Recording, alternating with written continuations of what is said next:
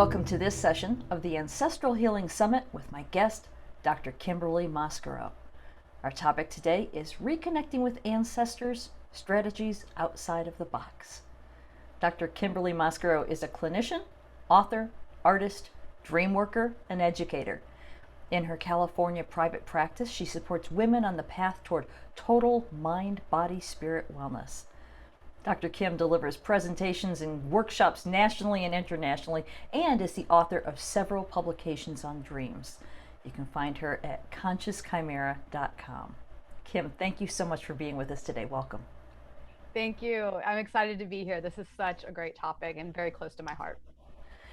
It is. I'm really glad that you're here too, because you and I have talked in the past about how your work and ancestral healing coincides. But you look at ancestral healing from many different angles because of your unique family history. Why don't we start with you telling us a little bit about that? Yeah, sure. And if I may add one side thought, is the title Outside of the Box. I kind of thought it was a little funny because, as you know, Lisa, I bake shrines. I do shrine work with people. So this brings it outside of that, that box. Because when I do shrine work with people, I literally give them a box, a wooden box, actually, that my father constructs, and we build from there. So I thought, oh, maybe I should make just a comment about why I chose, the title.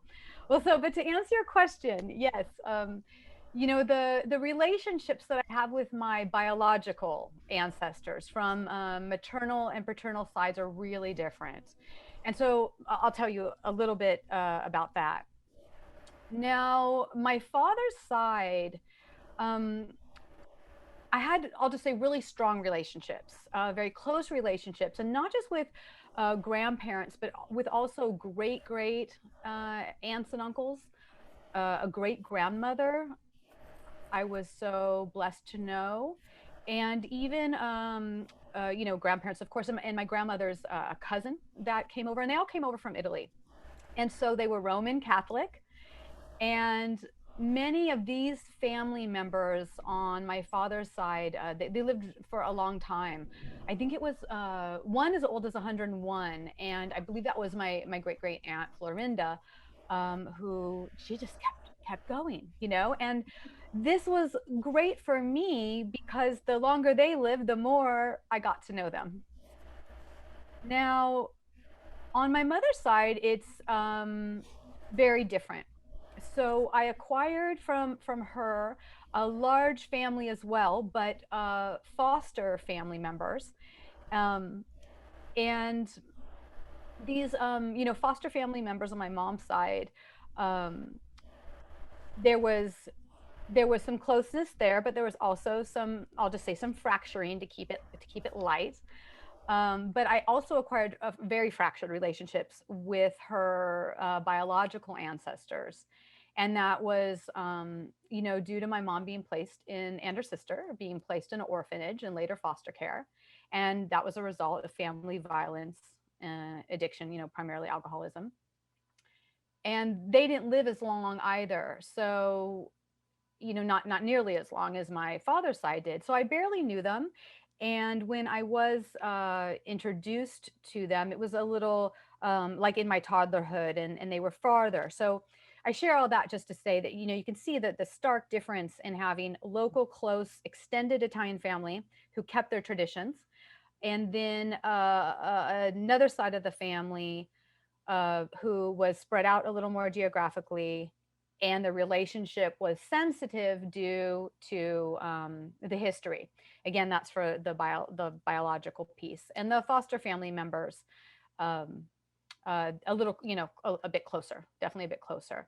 But as we talk today, we can look at what it's like to be in a family with close immigrant family, with foster family, and with somewhat reintegrated, somewhat biological family alongside the foster family.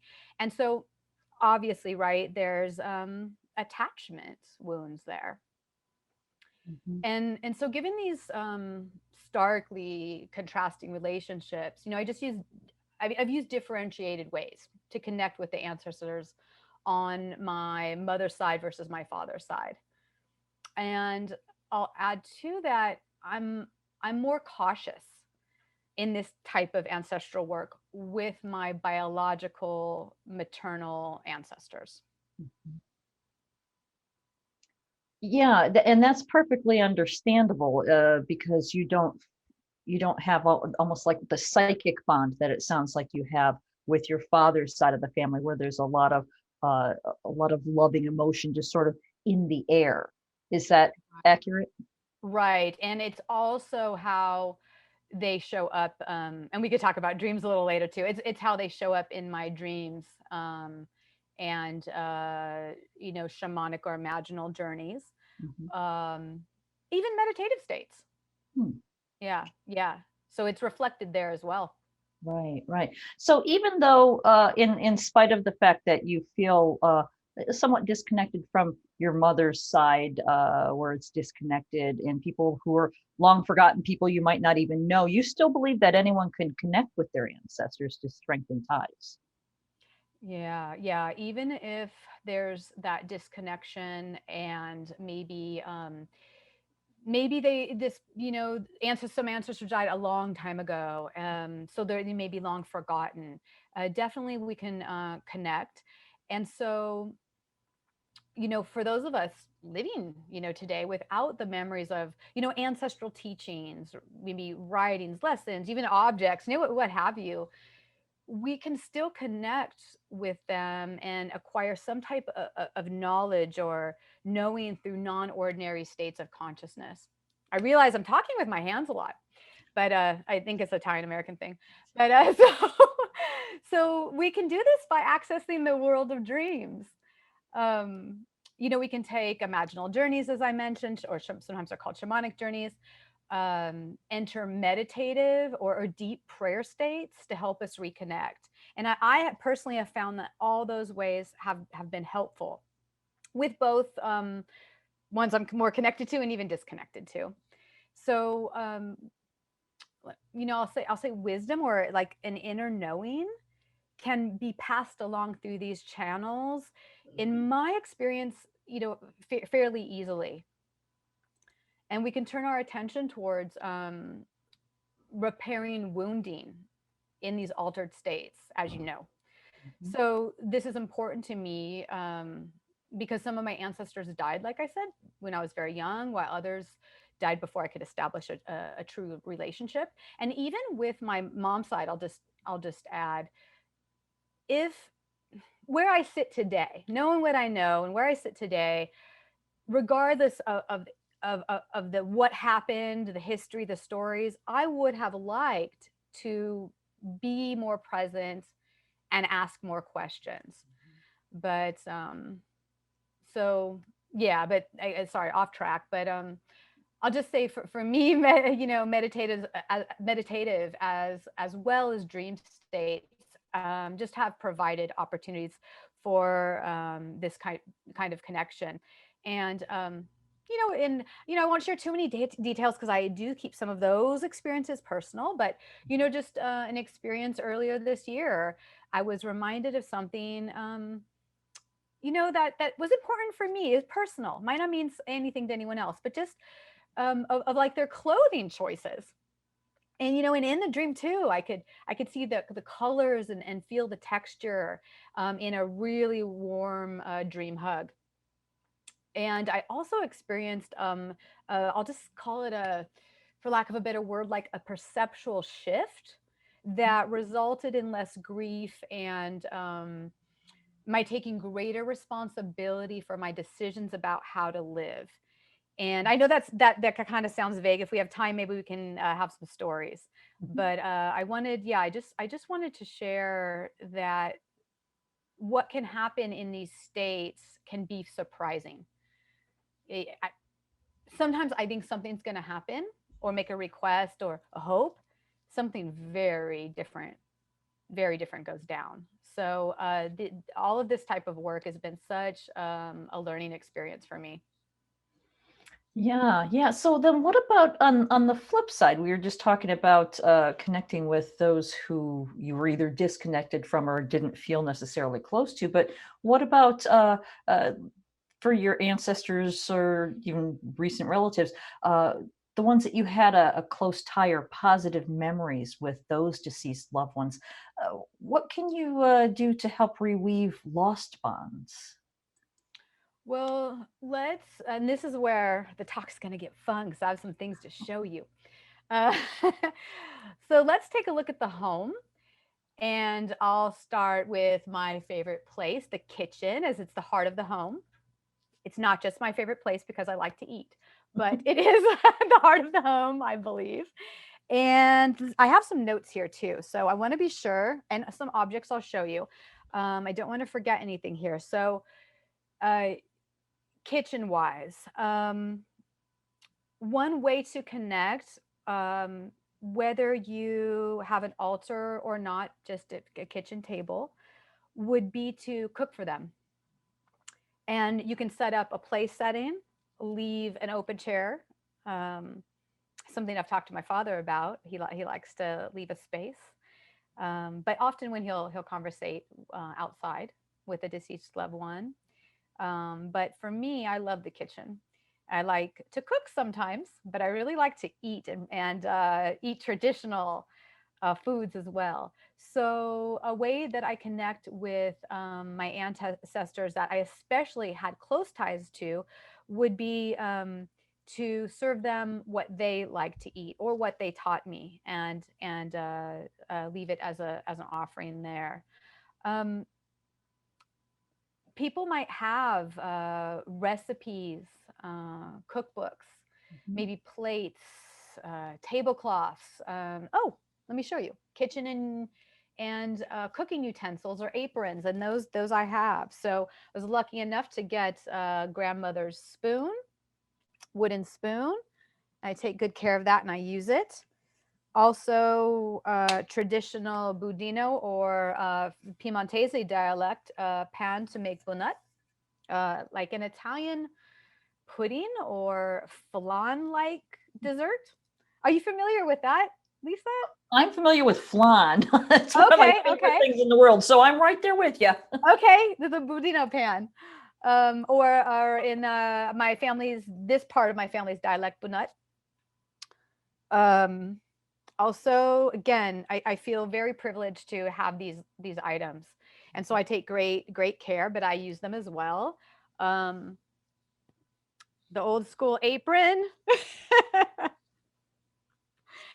and not just, and I'm not just sharing this to say, oh, look what I've collected, but to say we can use this in the kitchen as part of rituals for connection, part of remembering, part of reenacting. And that's really important to me. Also, if someone maybe doesn't have as much knowledge, if we know where the family was from, we could participate in a cooking class focused on traditional foods. We might not know the exact recipe they made, like I do with the pan to make it in, but at least we can begin ancestral connection, connected work, reweaving ancestral bonds by doing something like that. We can, the dishes they once prepared. Now, we're preparing them, and so that brings me back to what we were first talking about too, with my mother's side, because I know where they came from. I can then learn that type to make that type of food. So let's see, other areas, and let me just take a look at my notes because I was thinking, of course, before this talk, I'm thinking about all these things, and it was so many, it was just so many things came up, and I thought, wow, I really try to bring that in, and in a way, if it's healthy, live like they did. Mhm. So for other people who maybe had parents, grandparents, great grandparents, or other ancestors that loved the outdoors. Maybe you knew or have a memory or were told what they grew. And so for me, foxgloves and snapdragons have a special place in my heart. I'm not very good at growing them, but I want them and I try every year. So we can plant flowers or plants or even a tree that they once planted in their yard or in their garden. Some pretty basic stuff here, but this can get people kind of just going into remembrance. And if they love the outdoors, also too, I'm a shrine lover, and so gardens can be wonderful places to set up a shrine. They do not have to be in the house. Mm-hmm. Um, let's see, I have a few other things I want to share, but let me look at some other areas. So far, are you do you do any of the things I've mentioned so far? Actually, yeah, I'm really enjoying this because I'm realizing, I do a lot of the same things. I don't know a whole lot about my dad's dad came from Malta Mhm. in like the 1920s, and I've never been there, and I don't really know much about the Maltese side of the family. Mhm. But the one or two times that I have managed to meet distant cousins and they have Maltese food, it's amazing how familiar it is. Even though I've never eaten these kinds of foods before, just eating them, I'm like, I feel home. Yeah. So I'm absolutely really. And then when we went to Scotland, I had my mom's dad is pure Scottish, and I had haggis for the first time, and people are like, haggis. It was fantastic. I love this You stuff. love So haggis. Oh, yeah, wow. Okay. You don't hear that often, but it's like it's in your spirit, it's in your soul, mhm, it's in your DNA. yeah. Yeah. Yeah. Oh, that's cool. That's really, really cool. I Yeah. realize right now too, I'm drinking water out of you see the M, my last name? Yeah, I'm drinking water out of I use their dishes too. Maybe I need to work on cutting some of the connections. No, it might be too much. As long as you're not obsessing, I think that's Right, the right. I big don't want to difference. upset. Well, also talking about cooking, like I've got my mom, most of my mom's cookbooks. She was a gourmet cook. She was Mhm. an incredible cook. I hate cooking, but I love having her cookbooks around, just knowing that they're in my kitchen and I can, open them up and there's still flour on the pages. And, there's her handwriting where she fixed one of Julia Child's recipes or, Oh, that's she made funny. it better. Well, there's so many great ways we can begin to kind of reweave our bonds with ancestors in the kitchen and outdoors. But maybe I'll share with you some ideas from other areas of the home, if that's okay. Yes, please. Okay. So one example I'll show you here. We can kind of like re-engage a forgotten craft, maybe one that they taught us as children. So when I was a little girl, I was taught to embroider. And and I'm sorry, I meant to have the piece. Well, this is part of it, but I this is part that hasn't been embroidered. So this it's kind of, it goes with a long story actually. This particular piece here is this one I haven't begun, but the other one I have. And this is for a pillow. Now, when my grandmother's cousin, who I was extremely close to and called her Noni, when we were working on this when she died. So I didn't touch it for over 20 years. And right, so it's important in this type of work too to recognize that grief and loss can last a very long time. And it was through Janet Pilatto's Mhm. imaginal journeying, her drumming, when I took one of her classes. And she's going to be on this Ancestral Summit. So it was through a journey with her where I saw Noni come in and hand me the embroidery. That got me to open the bag, go dig up where I put it. And I realized, oh, I'm not as good at this as I used to be.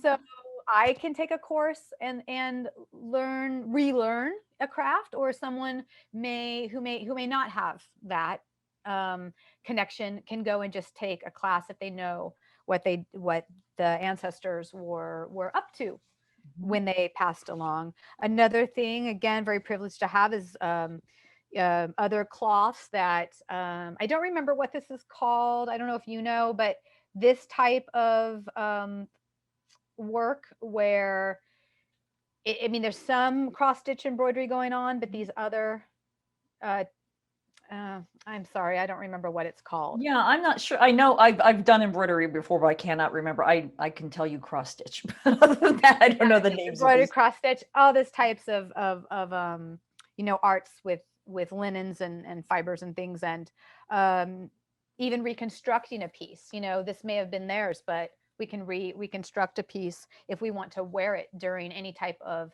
like I've taken some of them and turned them into little tank tops and things like that. As creative as we want to be, I mean that's kind of the point of what I want to get across here and listing all this stuff is we can be as creative as we want to be in terms of beginning this kind of reconnection. And so, yeah, these are things from pieces of cloth and old pillowcases, even that I wanted to reconstruct and use in a different way. Some women too that I know, while we're kind of on this particular subject, is some women I know, like myself, have been lucky enough to acquire an ancestor sewing machine, and that's a big one I hear. I thought I was maybe one of the few, but the more women I talk to acquired a sewing machine.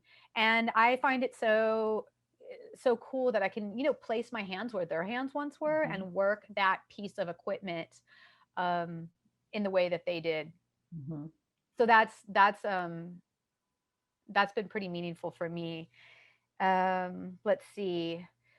Some people will have pieces of furniture left. If the furniture can't be used, maybe a piece of the furniture can be kept.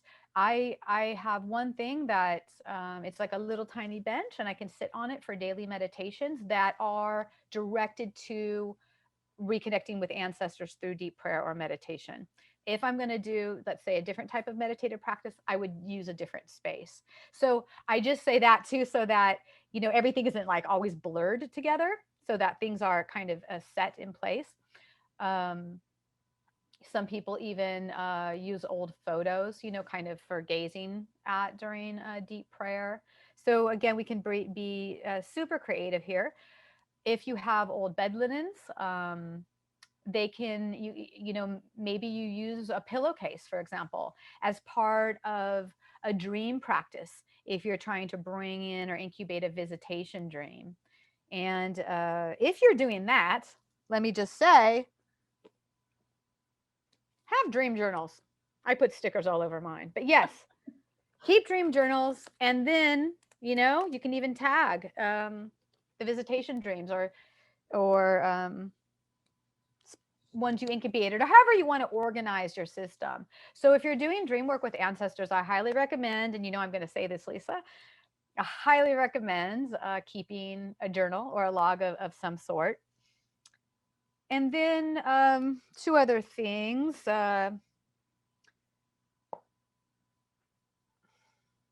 When we when we don't have some items like I was just showing, we can create ones. And so one thing I created was this is on my altar. I have a working altar in my kitchen, and so you might be able to see. Can Mhm. you get a sense of what all that is? Yeah. These are stickers I found. So Mhm. I decided, instead of having, a saint candle or something, I decided to put her picture on Eileen, her picture up against it. This is from my foster grandmother, and light this type of candle because that is my closest and best memories. She was very good at sewing, and what she left and made me were doll clothes. She would make little dolly clothes. So that's again, you can see that I'm piecing together things, right? You can see I'm pulling stuff together from memories, what I can buy at the dollar store. Oh, Mhm. if I'm lucky enough to have a photo or even a photocopy of one. So ways that we can have a ritual alongside a dream practice, a meditative practice, practice of imaginal or shamanic, journeying. Mhm. So I wanted to show you that too. And you also know, of course, um, jewelry, right? A lot of jewelry typically is passed on from woman Right. to woman. Again, if we're so privileged, and we could wear or hold the rosaries or jewelry during prayer. And as I say this too, let me just kind of state the obvious. You know that these actions should be done with intentionality, mindfully. Um, we have a greater chance of experiencing connection, whether through a memory or intuitive download or sensory experience, when we slow down and attend to one thing at a time. So with just some thoughts now on attending to one thing at a time, there's different beliefs about closing that space, even for people beginning out, which this kind of talk was directed to, an introductory talk, a survey, if you will. It's still, some people really think it's a good idea to close out, a kind of open space and close out space. One way to do that, and I like to do shrine work, would Mhm. be to cover the shrine after, maybe we do a practice with it, and that can vary widely depending on culture and belief systems and such. Also, this was something that I got when Noni died. I don't know if she made it or if she just kept it and someone gave it to her, but it's just a little fabric box. Maybe you've made these before, where you get cardboard and fabric and glue it together. But see how this has a door on it? So if I want to turn this into and you can see how small it is too, because here's my hand. But if I want to turn it into a small altar, I can close it out or conceal it, or travel altars easy, right? Often it will have some type of lid or something. But just I bring that up. Also, another side note here to consider how we want to maybe kind of open and connect, and close out, Mhm. so that lines don't get blurred, and that we're just careful, and it's important to be careful in this area, because maybe some of the other presenters on this show will, on the ancestral healing summit, will talk about deeper processes that can take place with, let's say, unhealthy ancestors, because Mhm. just as there's people who are very healthy in the physical, when we cross over, we can be healthy or not. And so we just want to take all those things into consideration. But there's, great articles and books out there that talk about this stuff in much more depth. So just looking around my little objects here that I brought to show you, and some notes. I think, yeah, that's pretty much what I wanted to share today. And it was, I talked a lot more, didn't I, in the DreamWorks Summit, about the shrines and Yeah. visitation dreams and things. But that's also an area that's really really important to me. Mhm. Well, why don't you talk just a bit about that for people who might not have seen your session there, especially the shrines, because I really love the fact that you build these boxes, and the fact that you open it in the morning, you say hello, you do your connection, and then you close the door again. Now, I know why you're doing that, why you're closing the door, but maybe you can share with people who are unfamiliar. Well, the maybe I'll even just share also. I was thinking, I want to acknowledge, and I mentioned it just briefly, that my father builds the wooden structures that I use when I give shrine making workshops. So I want to acknowledge that. And when I grew up, he had a shrine that he made with one of his older relatives outside, and it was to a saint. But then, so I grew up seeing that. And then as I got older and talked to him more about this work, he would build these shrines, these boxes for me, as I started to build them for myself long before I shared this work with other people. But yeah, in the talk, I talked about it as being, how we can use shrine making and visitation dreams as like a bidirectional or feedback loop, if you will, Mhm. in that we can um, build the shrine and begin work with that. If we want to have the altar be a working altar where we put out water, maybe food, drinks, other offerings.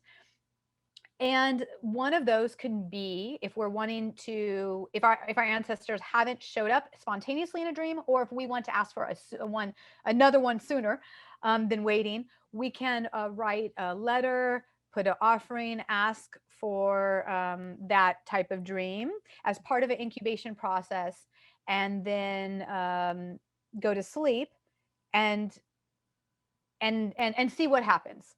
But Mhm. also in a different direction, and these can kind of work together in a different direction. Maybe I have a lot of spontaneous visitation dreams that and by dreams I mean, ones that are really really vivid, and they just feel so alive and powerful, and where I'm really like taking in smells and textures, and a very special kind of dream. But I can be given something or told something, and maybe then I want to acknowledge that in some way by going to the shrine in my waking state, and either thanking or putting that thing there. Roses are one.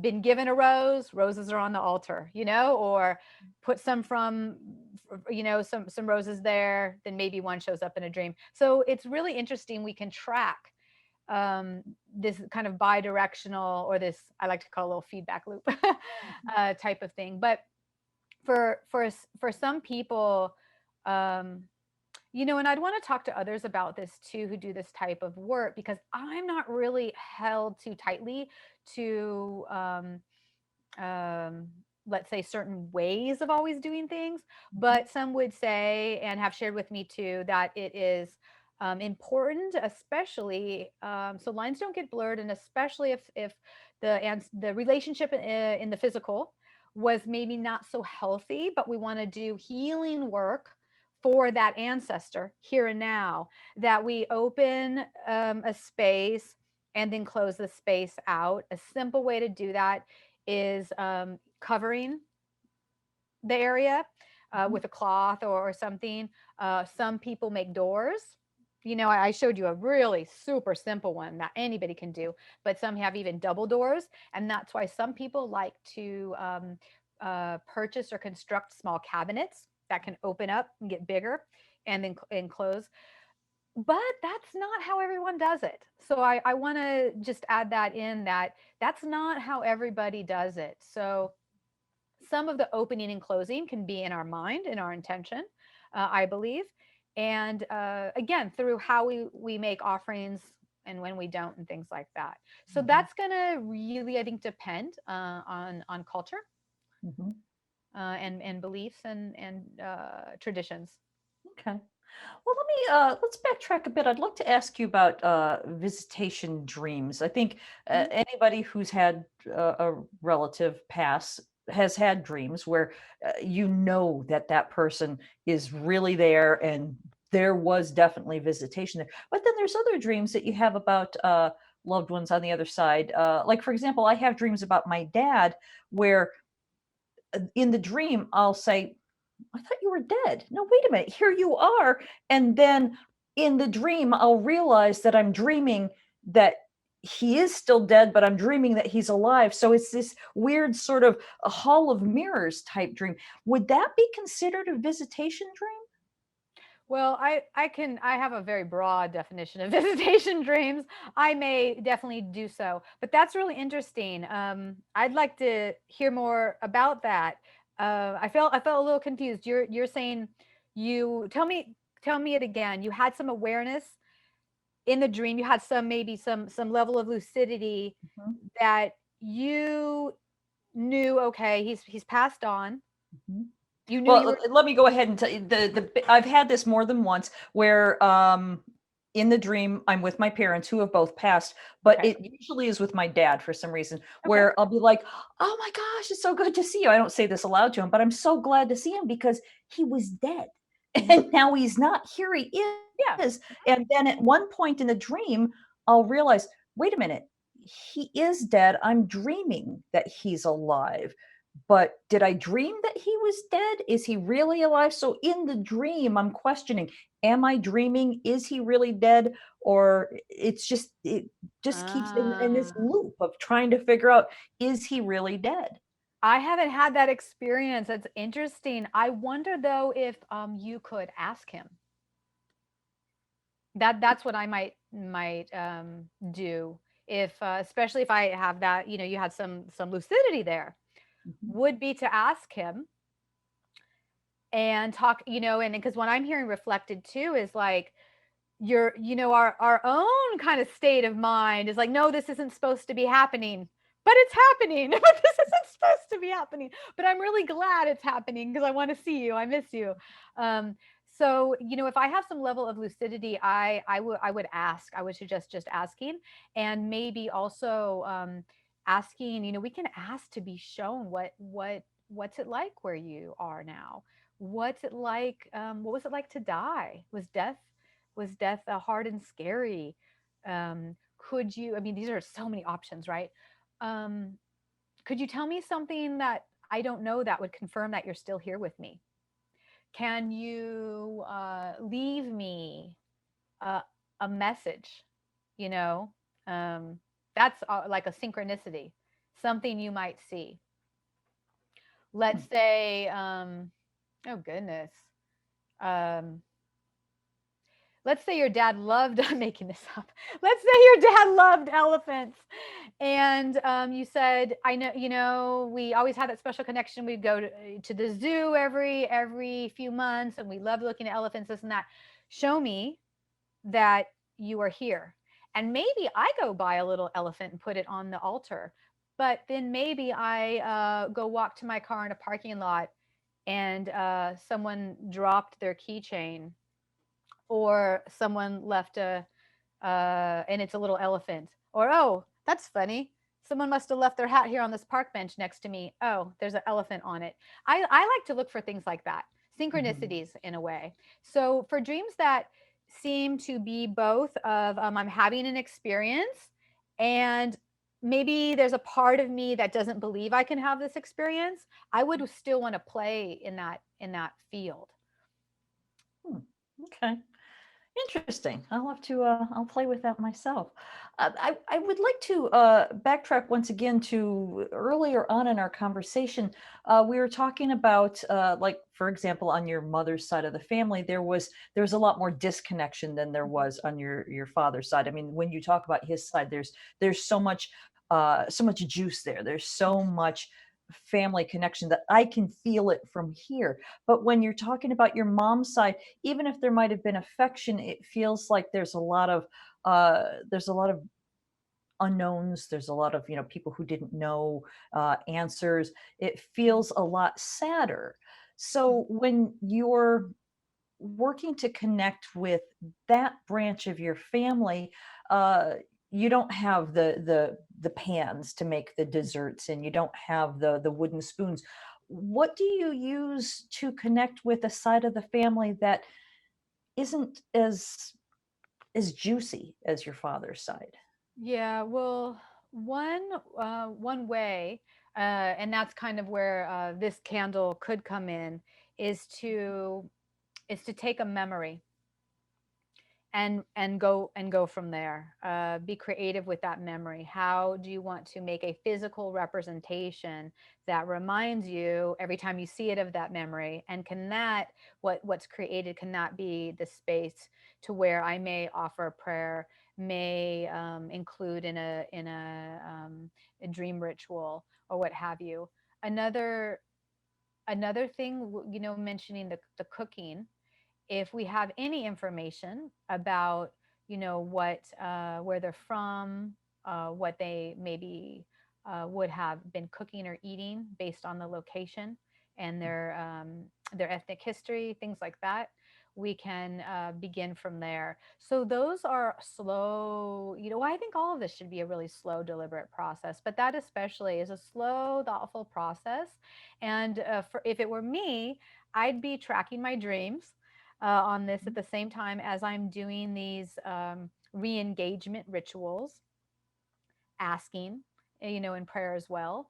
And for those that are into it, using, and it's really served me, hypnotherapy, using, as I mentioned earlier, Janet Pedialatto's imaginal journeying work, things like that, where we can use our imagination and or go into trance states where we might be able to begin with that intention and ask and see what happens. So that is a trickier area, of course, because those ancestors are still tied to us, but how do we know where to begin working, how, and that can be really tricky. Yeah. Mhm. Yeah, absolutely. I think that's one of the things that I've found when I'm talking to people about ancestral healing. One of the questions that comes up a lot is people who were adopted Mhm. or, disconnected from their families, as your mother's side was. How do you even begin this kind of work if you don't know who these people are? And With I think, no, oh, excuse me to interrupt, I was gonna say, with no information at all, if it were me, I would begin in altered state work or non-ordinary states of consciousness, because there's several methods for seeing if we can tap into something or remember. Mhm. Yeah. Well, for example, what would you use? What methods are there? Oh, like I was speaking a little bit earlier of, one, tracking dreams, Mhm. two, seeing if you could work with someone who offers imaginal or shamanic journeys, Mhm. hypnosis, hypnotherapy types of things. Um, Sometimes meditative states. I've gotten some good. I've had some positive experiences and gotten information through meditative states, but that's been a little more rare for me. Trance states and dream have been closer to what just seems to work for me, and it's been easier for me, although not easy, but easier. So those would be the areas that I would encourage people to check out. Mhm. Okay. Well, we've talked about a lot of things here. I want to make sure before we wrap, before I forget to mention this, your website once again is consciouschimera.com, and that's spelled CHIMERA.com. So if people visit your website, what will they find? Yeah, well, at my website, they will find my services and my blog. They'll also find past talks, like other, Shift Network and other podcasts where I've appeared, upcoming workshops as well. And, if going into this work interests you, like I said, I offer counseling services and, courses online, but I currently just want to highlight that I'm beginning to run a subscription course, which is very affordable. And it's called Self Care 360, and it includes spiritual components, because I see this as self care, really, because and ancestral healing is about repair, and from there, passing the torch. That is kind of living as they lived, and keeping their customs and practices alive.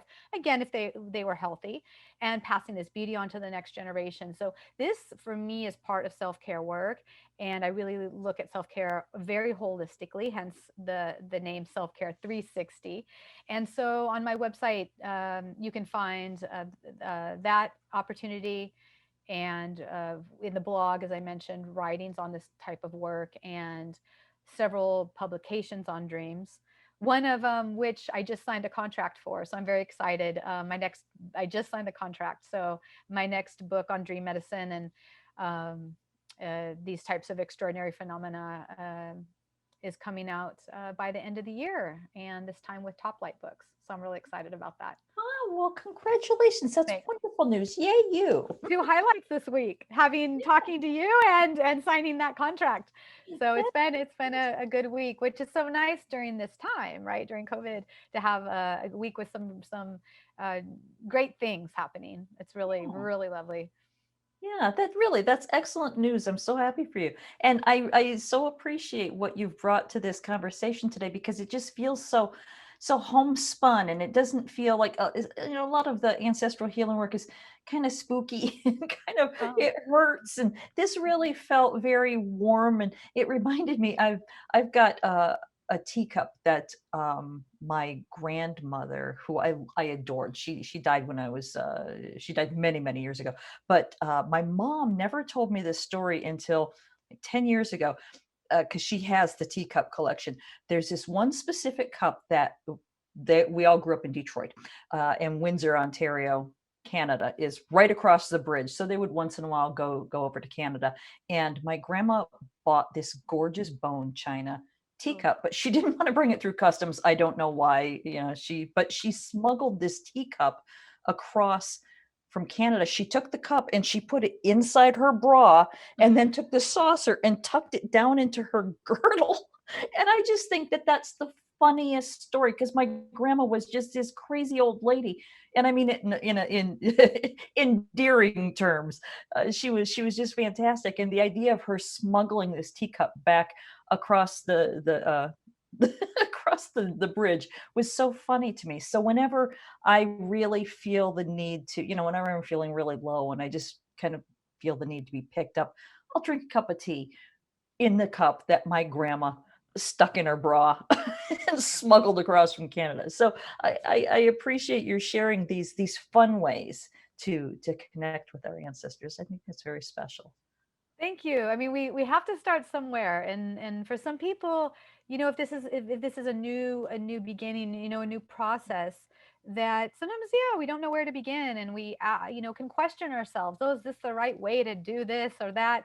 And as this talk suggests, there isn't necessarily a right or wrong way to begin, but let's look at what we have around us, what we have accessible to us, and some of that's in our home or garden, and in our minds. And if we don't have that, like you mentioned, through adoption and things, Mhm. we have our abilities, and some of that is to work in different states of consciousness where we can access information.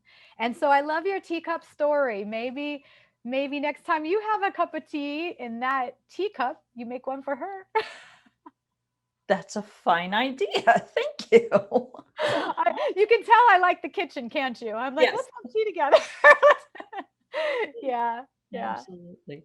Well, thank you so much for spending some time with us, Kim. This has really been a lot of fun. This has been like sitting and having a cup of tea with a friend. So thank you so Thanks. much. I want to make sure before we go, is there anything that we've left out, or is there anything floating around in your mind that you want to make sure we cover before we go? No, I think that's it for me today. Thanks for asking. I do just want to, invite people to yeah, check out consciouschimera.com, and this has inspired me to maybe write more on ancestral healing. Wonderful. Well, that's good to know.